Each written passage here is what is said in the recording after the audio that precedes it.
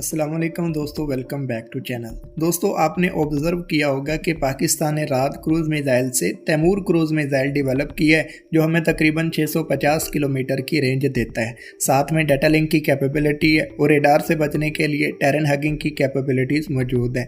Taimur cruise missile के अंदर हमें वो सब कैपेबिलिटीज़ मिल रही थी जो आप एक क्रूज़ मिसाइल में एक्सपेक्ट करते हो। पाकिस्तान ने इसके दो वेरिएंट डेवलप किए हैं, एक रेडार सीकर के साथ जो लैंड टारगेट्स को हिट करता है और दूसरा इमेजिंग इंफ्रारेड सीकर के साथ जिसको बेसिकली एंटीशिप रोल के लिए डेवलप किया गया है। तो तैमूर मिसाइल पाकिस्तान की तमाम ज़रूरतें पूरी कर रहा था, लेकिन फिर भी पाकिस्तान रसूब 250 और अजब 81 LR डेवलप कर रहा है।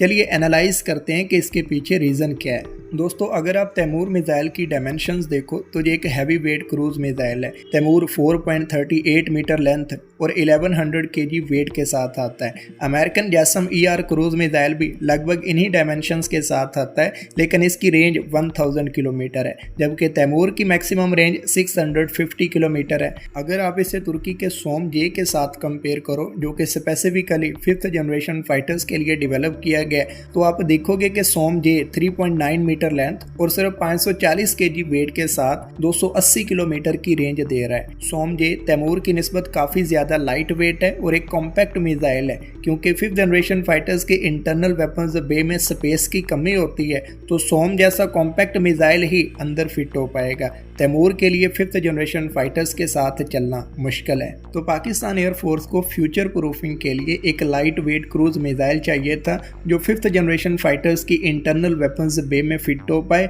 और साथ में अकिंसी और शाहपार 3 जैसे हैवी वेट ड्रोन्स के साथ भी इंटीग्रेट हो जाए। दूसरी तरफ पाकिस्तान नेवी को भी अपने हेलीकॉप्टर्स के लिए एक न्यू और लाइट वेट क्रूज मिसाइल की ज़रूरत थी, तो तैमूर इन रिक्वायरमेंट्स को पूरा नहीं कर पा रहा था। तो पाकिस्तान की एयर वेपन्स कॉम्प्लेक्स ने तैमूर मिसाइल की टेक्नोलॉजी पर ही बेस्ड एक न्यू मिसाइल डिज़ाइन किया है, रसूब 250। अगर आप तैमूर की बॉडी को देखो तो ये बेसिकली एक सिलेंड्रिकल डिज़ाइन है। इसका RCS ज़्यादा होता है, तो रेडार से बचने के लिए ये टेरन हगिंग मोड में चला जाता है। अब आप रसूब की बॉडी को देखो तो ये काफ़ी एंगुलर डिज़ाइन है। एंगुलर डिज़ाइन रेडार वेव्स को डिस्पर्स कर देता है, तो RCS बहुत कम रहता है। रसूब 250 एक तो ज़्यादा स्टेल्थी मिसाइल है, बूस्टर के साथ इसका वेट सिर्फ 285 kg है, लेंथ 3 मीटर रखी गई है और रेंज हमें यहाँ पे 350 किलोमीटर की मिल रही है। तो रसूब 250 अभी सिर्फ बिगिनिंग है। इसके नाम से जाहिर है कि इस सीरीज़ के और भी मिसाइल डेवलप किए जाएंगे। इसे अभी से डेवलप करने का पर्पज़ ये था कि J-35 के साथ इंटीग्रेट किया जा सके। इस वक्त ग्राउंड अटैक के लिए पाकिस्तान के पास सिर्फ एक ही ऑप्शन है, J-17। J-10C पर तैमूर को इंटीग्रेट करवाएंगे तो सारी कॉस्ट हमें बर्दाश्त करना पड़ेगी, इसलिए पाकिस्तान एयरफोर्स ने J-10C को सिर्फ एयर सुपीरियॉरिटी पर्पस के लिए रखा है।